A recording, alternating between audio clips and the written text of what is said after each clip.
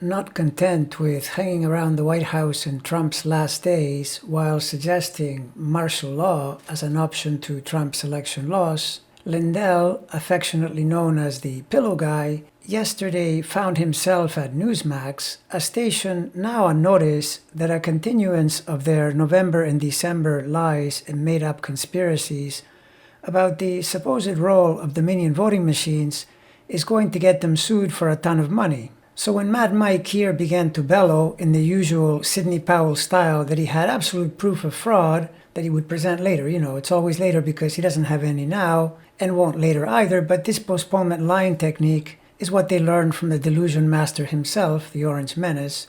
So the attendant Newsmax man pushed back hard and eventually left the camera for good measure. Soon after that, the Pillow Guy left too, leaving the blonde lady all by herself and leaving the rest of us with another documented episode of the current state of right-wing news media. No birth time for the Pillow Man, but using the day positions, you can see that you don't necessarily need a Neptune conjunction, square, or opposition to be deceptive and delusional. A trine will do nicely if other areas of the chart provide the dynamic juice, which in this case is nicely accomplished by the Venus-Uranus square, endowing Pillow Mike with entrepreneurial spirit, but also turning him into a rebel with a phony cause. The Neptune trine Sun and Mercury is admittedly a nice aspect if you are going to sell pillows, since they are presumably for sleeping, and Neptune is a natural ruler of the 12th sign of sleep, while Cancer is, after all, the sign of home and comfort. And being born on a full moon can be auspicious, unless you get the other side of the coin,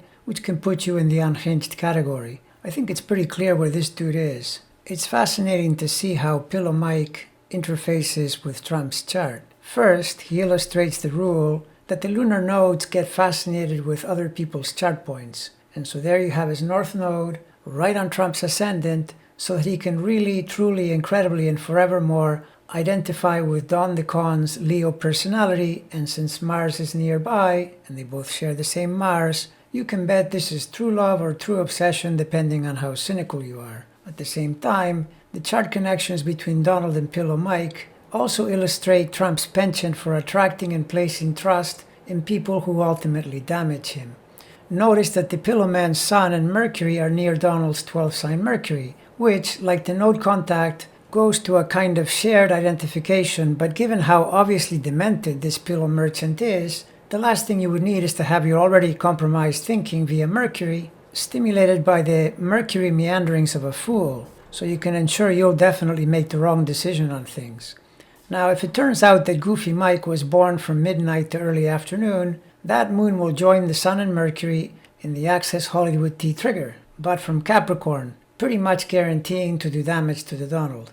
And do you want to find sooner or later major trouble from someone you really shouldn't be hanging with? Well, then there is Pillow Saturn opposite Trump's 12th house Venus Saturn. That's the criminal and prison house. I wonder, who knows, maybe they'll testify at each other's trials or end up doing time together? And since the Pillow Peddler is such a nice man, so upright and ethical, here's wishing the best result from the Saturn and Uranus pressure during 2021 on his Neptune-Jupiter square.